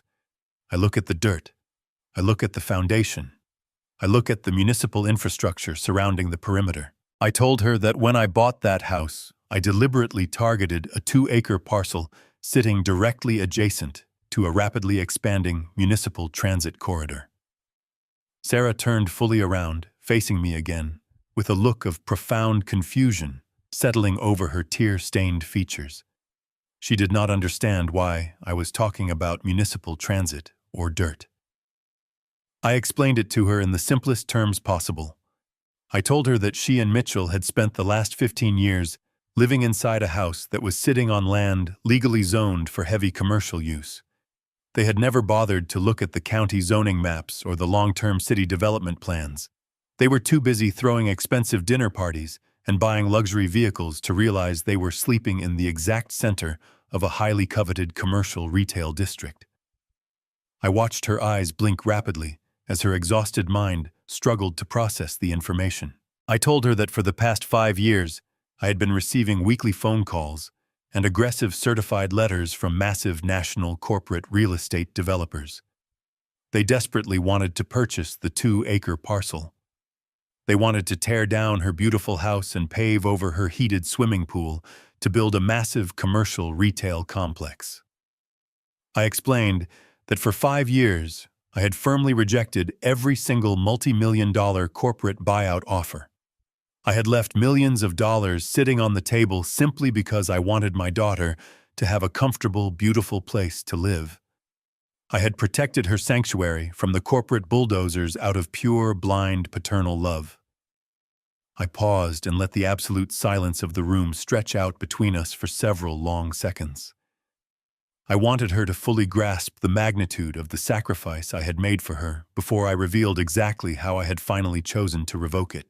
I told her that yesterday morning after I left the bank where I permanently closed my pension account, and before Mitchell kicked open my front door, I made a second stop. I did not drive home to argue. I drove directly to the downtown corporate offices of the largest commercial retail developer in the state. I walked into their executive boardroom and informed their lead acquisitions director that I was finally ready to accept their standing offer. Sarah's jaw dropped open. Her breath caught in her throat, producing a sickening, choking sound. She took a single unsteady step back toward the broken doorframe, her hands reaching out blindly to grab the wall for physical support. I told her I sat at a massive glass conference table and signed the master deed transfer, I sold the entire 2-acre parcel of dirt right out from under her feet for a massive sum of commercial cash. I told her the transaction was completely legal, entirely finalized, and completely irreversible. The ground she was currently standing on no longer belonged to me, and it certainly no longer belonged to her. It belonged to a ruthless multi-billion-dollar corporate retail conglomerate. She began to shake her head violently side to side, muttering the word no over and over again in a frantic, breathless whisper. She tried to find a logical flaw in my statement. She tried to use the fraudulent loan to her advantage. She stammered that I could not possibly sell the house because Mitchell had just placed a $300,000 bank lien against the title. She thought the very crime her husband committed would somehow accidentally protect her from being evicted. She thought the bank would block the corporate sale. I looked at her and smiled a cold, devastating smile. I explained that a retail conglomerate building a $50 million commercial center employs an army of the most ruthless corporate attorneys in the country. I told her that when their legal team discovered the active bank lien during their expedited morning title search, they did not cancel the real estate purchase. They simply contacted the federal authorities and the bank directly. They used my certified medical affidavit and the obvious forensic proof of Mitchell's forgery to legally nullify the bank's claim to the physical property. The corporate lawyers completely crushed the local bank, forcing them to remove the lien from the physical dirt. The bank is now forced to collect their stolen $300,000 directly from Mitchell's frozen offshore accounts and his personal future earnings. The land itself was immediately transferred to the developer entirely free and clear of any financial encumbrance. Sarah stared at me, her entire body trembling violently. The final illusion of her perfect, wealthy life was rapidly dissolving into absolute nothingness right in front of her eyes. She was finally realizing that she had absolutely nothing left to fall back on. Her husband was a federal criminal sitting in a concrete cell. Her shared bank accounts were seized by the United States government. Her credit was entirely destroyed. And now the massive, beautiful house she thought she owned was nothing more than a temporary structure waiting to be violently erased from the map. I reached into the inner pocket of my heavy wool coat one final time. I pulled out a single crisp piece of white paper. It was not a bank statement or a forensic audit. It was a formal, legally binding corporate document. I walked slowly across the debris-covered floor and held the paper out to her. She did not raise her hands to take it. She just stared at it as if it were a venomous snake. I read the heavy black text printed at the top of the page out loud. It was a mandatory 30-day notice to vacate the premises. I told her the retail developer was not interested in becoming a residential landlord. They were not going to let her rent the house or negotiate a temporary lease. They wanted the dirt, and they wanted it immediately. I informed her that she had exactly 30 days to pack her designer clothes, her expensive shoes, and whatever worthless items she could carry. I told her that on the morning of the 31st day, a fleet of heavy industrial bulldozers and demolition excavators would arrive at the end of the driveway. They were going to smash through the heavy oak front door, crush the granite countertops, and grind the heated swimming pool into dust. They were going to completely level the entire property and pave a commercial parking lot directly over the exact spot where her bedroom currently sat. The sound that erupted from Sarah's throat was not a standard human cry. It was a raw, visceral, tearing scream of absolute psychological destruction. It was the sound of a woman plummeting headfirst into an endless dark abyss. She dropped to her knees on the splintered wood of the entryway, clutching her head in her hands, wailing with a terrifying, agonizing intensity. She had spent her entire adult life looking down on people who struggled, believing her wealth and her status made her completely invincible. She had treated me like a disposable nuisance, a broken old man who existed only to fund her lavish arrogance. Now she was kneeling in the dirt, with absolutely $0 to her name, facing imminent homelessness and absolute public ruin. I looked down at her crying form and felt absolutely no pity. I had given her a fortress, and she had chosen to invite a parasite inside to slowly devour the foundation. She had chosen to smile while her husband threatened to lock me in a psychiatric ward. She had made her choice, and now she was simply experiencing the flawless mathematical consequence of a structural collapse. I stepped carefully around her trembling body, walked out the broken front door, and stepped into the cool evening air, leaving her entirely alone in the darkness to face the absolute devastation she had so eagerly helped create. The heavy mahogany doors of the county courthouse felt like the gates to an inevitable mathematical conclusion. I walked through the metal detectors at 8 o'clock in the morning, feeling the cold, polished marble floor beneath my shoes. I was wearing my best tailored charcoal suit, the one I had originally purchased for my late wife's funeral. I wore it today, not to mourn, but to bury the man who had tried to destroy my life. Bradley Evans walked confidently beside me, carrying his thick leather briefcase like an executioner's axe. The hallways were crowded with frantic people, weeping families, and overworked public defenders shouting over the chaotic noise. I felt absolutely no anxiety. A structural engineer knows that once the demolition charges are perfectly placed inside a condemned building, the actual collapse is simply a matter of gravity. Today, we were going to pull the final trigger. We entered courtroom number 4 and took our seats in the second row of the heavy wooden gallery benches. The air inside the room was stale and smelled faintly of floor wax and nervous sweat. I sat with my hands folded, resting on my lap, staring straight ahead at the raised judicial bench. 10 minutes later, the heavy side door connected to the holding cells swung open. A line of inmates shuffled into the room, bound together by thick steel chains around their waists and ankles. My eyes immediately locked onto the third man in the line. It was Mitchell. The arrogant corporate executive who had kicked down my front door just a few days ago was completely unrecognizable. He was wearing a violently bright orange county jail jumpsuit that hung loosely off his shoulders. His expensive haircut was a greasy, tangled mess. His face was pale and covered in a dark layer of coarse stubble. The reality of a cold concrete cell had entirely stripped away his polished financial armor. Mitchell scanned the gallery with frantic, terrified eyes until he saw me sitting next to Bradley. A sudden flash of pure, desperate hatred crossed his face, but he quickly masked it with a pathetic look of victimhood. The bailiff ordered the inmates to sit on the designated wooden bench along the wall.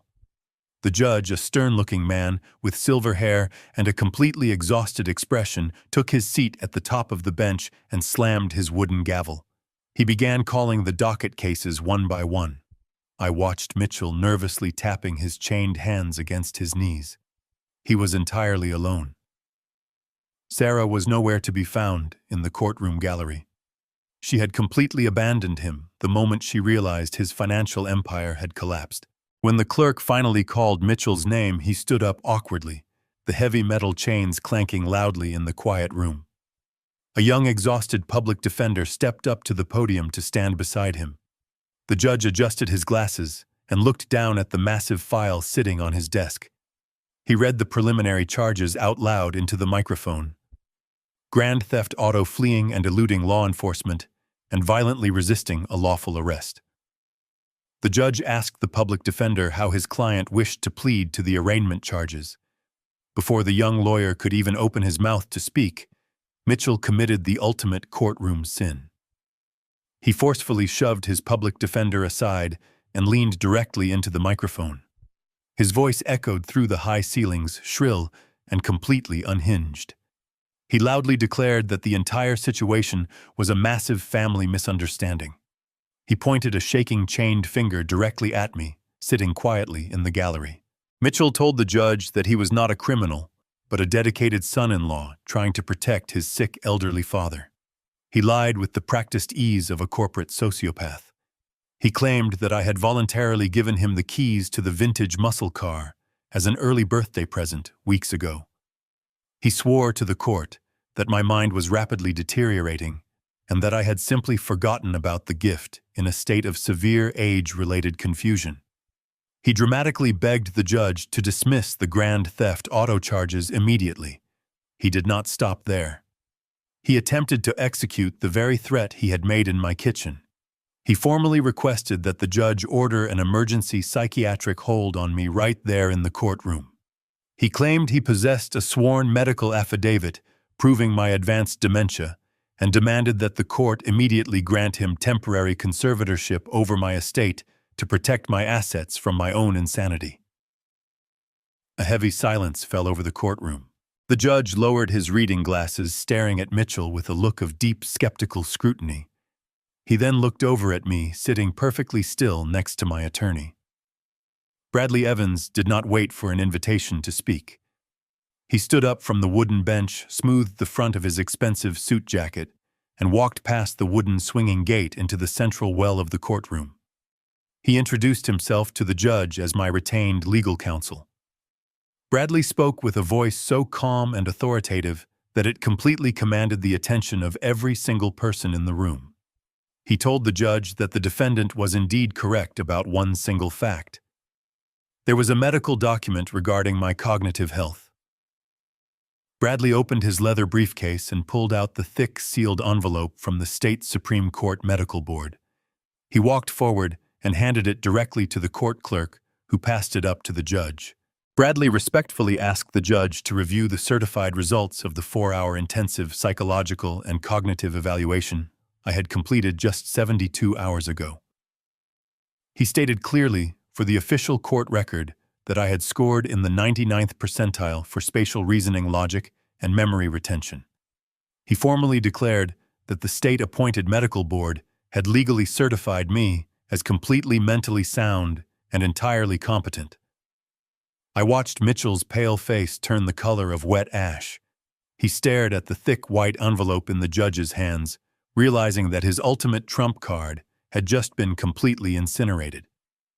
The judge broke the seal and quickly scanned the official document, noting the 3 specialized doctor signatures and the raised state seal. The judge's expression shifted from exhausted skepticism to pure, concentrated anger. He looked down at Mitchell and asked him very quietly if he was in the habit of lying to a sitting magistrate in open court.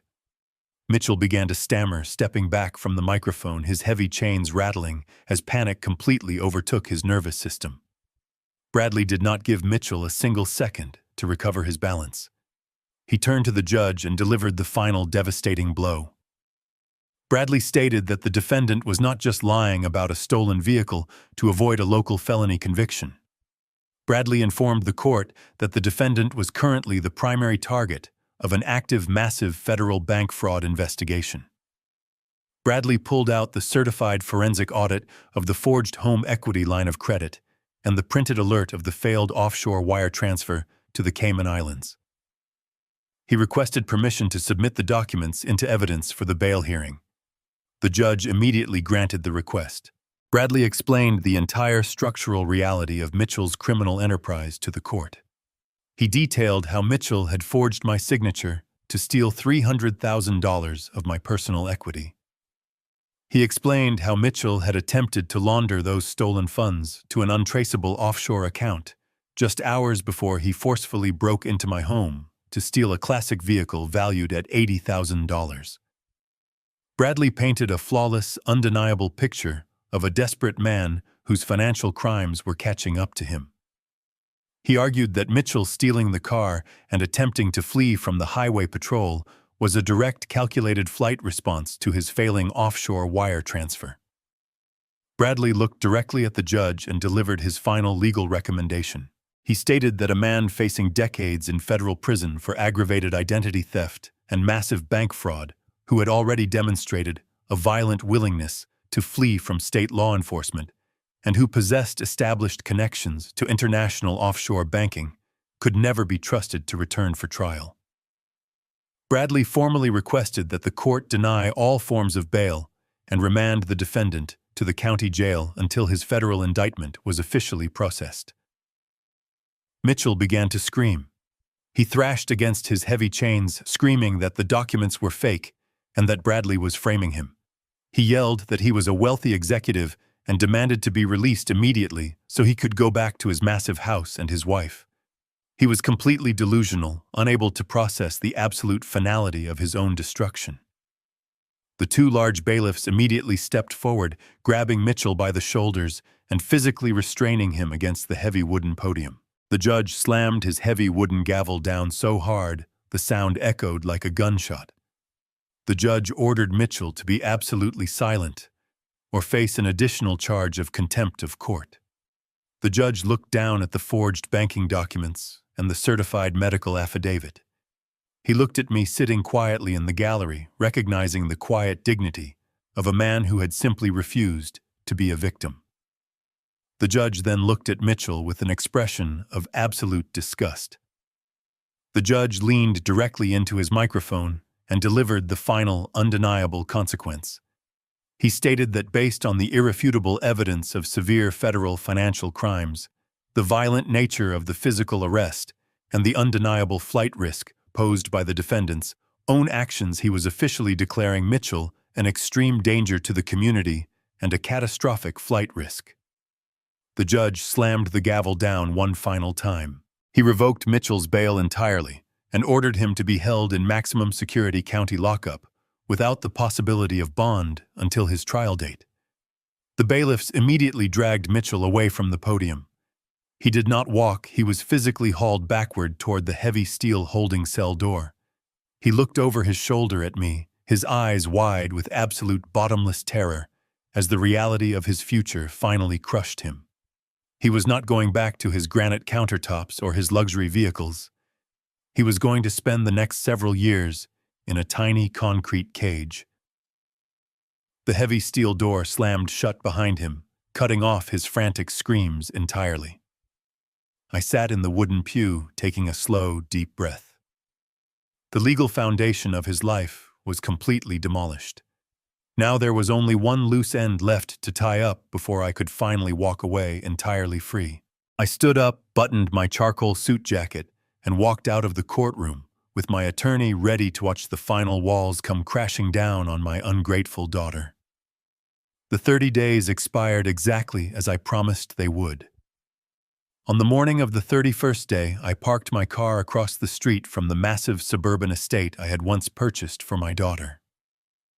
The sun was barely rising over the horizon, but the quiet neighborhood was already completely awake. A convoy of heavy yellow industrial machinery was lined up along the curb.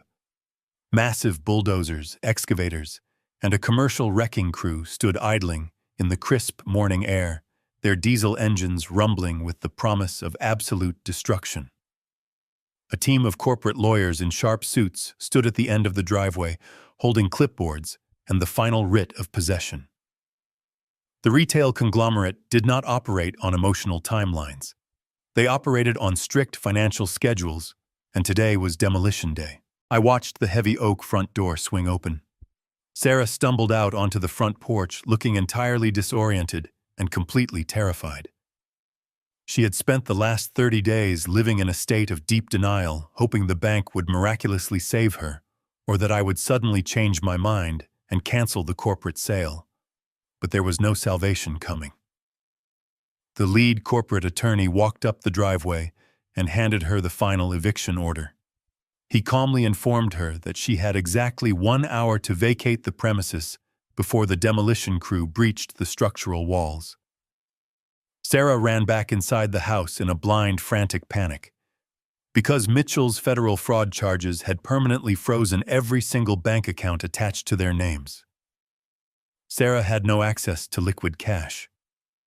She could not hire a professional moving company to carefully pack her expensive crystal or transport her heavy luxury furniture. She could not even afford to buy basic cardboard boxes. I watched from across the street as she began dragging heavy black plastic garbage bags out the front door and dumping them unceremoniously onto the front lawn. She was frantically stuffing thousands of dollars worth of designer dresses, custom shoes, and expensive leather handbags into cheap disposable trash bags.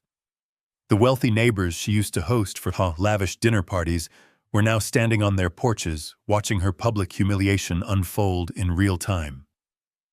The wealthy socialite who used to mock my simple lifestyle was now sweating profusely, hauling garbage bags across the manicured grass, while the demolition crew watched her with bored indifference. When the 1 hour deadline expired, The foreman blew a loud air horn. The heavy yellow excavators began rolling up the driveway, their massive steel treads crushing the pristine landscaping. Sarah stood on the public sidewalk surrounded by a mountain of black plastic bags. She watched as the first excavator raised its massive steel claw and drove it straight through the front window of her expensive living room. The sound of shattering glass and tearing wood echoed through the neighborhood. The fortress she had used to justify her arrogance was violently reduced to a pile of worthless rubble in less than 20 minutes. I started my car engine and drove away, leaving her standing in the dust. 2 hours later, she called me from a borrowed cell phone begging for one final meeting. I agreed to meet her at a cheap diner on the edge of the city. When she walked through the glass doors of the restaurant, she looked like a completely broken woman. Her designer clothes were covered in gray drywall dust. Her face was hollow and exhausted. She slid into the vinyl booth across from me and stared at her hands. The woman who once demanded a $10,000 cash deposit for a new luxury car was now sitting in a greasy diner begging for basic shelter. She did not offer a grand apology this time. She had finally run out of lies and manipulations. She simply looked up at me with empty, defeated eyes and begged for a loan. She whispered that she had managed to drag her trash bags to a cheap motel down the street, but she only had enough cash in her pocket to pay for 2 nights. She pleaded with me to lend her just $3,000 to secure a basic lease on a small one-bedroom apartment. She promised she would find a job and pay me back every single cent. She swore she had learned her lesson and that she just needed a tiny bit of help to survive the winter. She looked at me with the desperate, pleading expression of a starving animal hoping the father she had betrayed would offer her a final lifeline. I looked at my daughter sitting across the sticky diner table. I remembered the 3 years I spent living in her guest house. I remembered the absolute humiliation of asking her for basic groceries while she drained my monthly pension to fund her luxury vacations. I remembered opening my pantry to find 3 dented cans of generic soup. I did not raise my voice or offer a long, emotional lecture. I calmly reached into my coat pocket and pulled out my leather wallet. I extracted a single crisp $20 bill. I placed the green paper flat on the table and slowly slid it across the surface until it touched her trembling fingertips. I looked directly into her eyes and told her that this was exactly the amount of money she deemed sufficient for my weekly survival. I told her that when she was in total control of my finances, she decided my comfort and my dignity were only worth $20 a week. I told her I was simply matching her standard of care. I stood up from the booth, adjusted my coat, and told her to spend the money wisely because the gravy train had permanently derailed. I turned my back on her and walked out of the diner, leaving her sitting alone, staring at the $20 bill that represented the absolute totality of her remaining wealth. The federal sentencing took place 3 months later in a heavily guarded courtroom located in the center of the financial district. I sat in the very back row wearing my dark tailored suit and watched the final calculations of justice permanently balance themselves out. Mitchell stood before the federal magistrate completely stripped of his arrogant corporate armor. His expensive tailored suits and silk ties had been permanently replaced by the rough, scratchy fabric of a standard-issue bright orange county jail uniform. His hands and ankles were bound in heavy steel chains that rattled loudly every time he shifted his weight. The judge read the formal federal indictment aloud for the official public record. The list of crimes was extensive and undeniable. The judge detailed the massive domestic bank fraud, the aggravated identity theft, and the highly violent attempted escape from state highway patrol officers. There was absolutely no leniency offered to a man who had attempted to steal an elderly man's life savings and launder it to the Cayman Islands. The judge struck the heavy wooden block with his gavel and handed down a mandatory sentence of 7 full years in a high-security federal penitentiary. The judge also ordered full financial restitution, ensuring that Mitchell's wages would be garnished for the rest of his natural life upon his eventual release. He would never work in the financial sector again. He would be a convicted felon forever. I watched the armed federal marshals grab him by the shoulders and lead him through the heavy wooden side door toward the transport buses. He did not look back at me. I did not smile. I did not feel the sudden rush of vindictive triumph that men in movies often experience. I simply felt the quiet, profound satisfaction of watching a fundamentally broken structure safely demolished before it could cause any further collateral damage to the public. Sarah did not attend her husband's federal sentencing hearing. She was miles away, living the exact reality she had so carelessly tried to force upon me. My attorney, Bradley Evans, provided me with a final, comprehensive status update regarding her situation before officially closing my legal case file. Sarah was currently residing in a small, dimly lit room at a cheap highway motel on the far industrial edge of the county line. The entitled woman who used to loudly complain about the specific temperature of her heated swimming pool was now sharing a broken communal laundry machine and sleeping on a sagging mattress that smelled heavily of stale cigarette smoke and industrial bleach. She was entirely and permanently cut off from the massive wealth she had attempted to steal. The luxury vehicles had been swiftly repossessed by the bank. Her designer clothes and expensive jewelry were slowly being sold to local pawn shops just to cover the weekly cost of her motel rent and basic generic groceries. Bradley informed me she had recently secured entry-level employment, working the late evening shift at a local discount retail store. She was finally learning the true heavy value of $1 by standing on a concrete floor for 8 hours a day, dealing with rude customers and a strict, unforgiving store manager. I knew that every single time she looked at her meager minimum wage paycheck, she would immediately remember the single $20 bill I had slid across the sticky diner table. She had willingly traded a father who loved her and a multi-million-dollar private estate for a greedy, arrogant criminal who ultimately left her with absolutely nothing. I did not feel the need to drive past her motel to gloat. I did not send her a mocking letter. I was a man who had completely severed a toxic, infected limb from his own body. I was simply moving forward with my life. I returned to my property one final time. The massive suburban estate was entirely gone. The commercial retail developers had worked with terrifying mechanical efficiency. The ground where the main house once stood was now a perfectly leveled expanse of flattened dirt and heavy crushed gravel waiting for the concrete foundation of a massive new shopping center.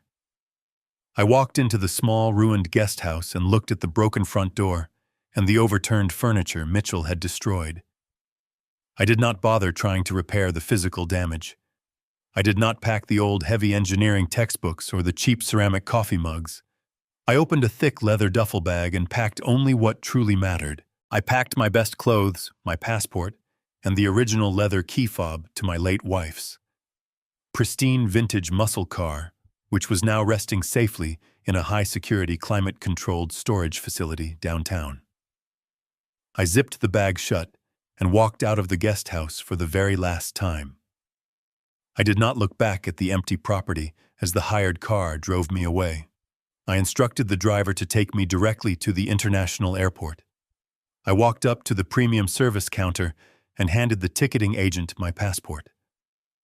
I had spent 40 long years saving my money, investing wisely, and sacrificing my own personal comfort for the sake of my family. The time for endless sacrifice was officially over. I purchased a first-class one-way ticket to Rome. The experience of walking onto that massive airplane was unlike anything I had ever felt in my entire 69 years of life. I settled into the wide, luxurious leather seat of the private first-class cabin.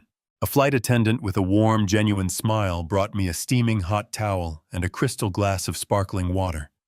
As the massive jet engines roared to life and lifted the heavy aircraft off the runway, I looked out the small window at the sprawling city shrinking rapidly below me. I was leaving behind the bitter betrayal, the blind greed, and the exhausting legal battles. I was leaving behind a daughter who had chosen to view my quiet kindness as a pathetic weakness. I was flying directly toward an entirely blank canvas. I drank a cup of dark, rich coffee as we crossed the vast blue expanse of the Atlantic Ocean. I spent the entire 10-hour flight reading a brilliant historical novel and sleeping peacefully without a single anxious thought about frozen bank accounts or pending court dates. When we finally landed in Italy, the warm golden Mediterranean air greeted me like an old familiar friend. I did not book a temporary hotel room. I had already authorized my wealth management firm to purchase a beautiful secluded stone villa, nestled high in the rolling green hills of the Tuscan countryside. A private driver met me at the airport terminal and drove me through miles of ancient silver olive groves and vibrant sunlit vineyards. The ancient architecture of the Italian region spoke directly to my deep engineering soul. I saw massive stone bridges and tall arched aqueducts that had stood completely intact for over 2,000 years. They were built on solid, unyielding foundations, crafted by brilliant men who fundamentally understood the absolute value of permanent structural strength. We arrived at my new private home just as the bright evening sun began to set behind the distant mountains. The villa was incredibly magnificent. It featured thick, heavy stone walls, dark oak ceiling beams, and tall, spotless glass windows that offered a sweeping, panoramic view of the ancient valley below. The property was completely isolated, far away from the loud noise and the chaotic, demanding pressure of modern society. I carried my single leather bag inside and walked directly out onto the wide stone terrace. The cool evening air was crisp and smelled heavily of crushed sweet grapes and wild blooming lavender. I walked over to a small, heavy wooden table and poured myself a large glass of vintage red wine from a locally sourced bottle. I held the heavy crystal glass up to the fading sunlight, watching the deep, rich ruby color perfectly catch the fading light. I took a slow, deliberate sip. The taste was incredibly rich, highly complex, and absolutely perfect. I sat down in a comfortable woven chair and listened to the natural environment surrounding me. There were no arrogant sons-in-law demanding my money or threatening my freedom. There were no ungrateful daughters complaining about the temperature of their luxury vehicles. There were no empty threats, no legal ultimatums, and absolutely no lies. There was only the gentle, soothing sound of the evening wind moving quietly through the old olive trees and the distant rhythmic chirping of the night crickets. The silence inside my beautiful empty home was absolute and profound. It was not the cold, terrifying silence of a forgotten old man waiting to die in a ruined guest house. It was the warm, golden silence of a resilient man who had successfully defended his own life and secured his own future. I had survived the ultimate familial betrayal and emerged completely victorious. I took another slow sip of my excellent wine and smiled softly into the evening air. My foundation was finally entirely my own, and it had never been stronger. The greatest lesson I learned from this entire ordeal is that shared blood does not automatically grant someone the right to your endless sacrifice. We are often taught to forgive family unconditionally, but unconditional forgiveness without basic respect only breeds parasitic entitlement. True family is built on a solid foundation of mutual dignity, not the expectation of your silent suffering. When someone shows you they view your kindness as an exploitable weakness, you must believe them immediately. You must never set yourself on fire simply to keep your ungrateful children warm. The most profound act of self-preservation is having the absolute courage to walk away and let them burn in the fires of their own making. If you believe that respect must be earned and that toxic family members should face the absolute consequences of their actions, hit the like button, subscribe to the channel, and share your own story in the comments below.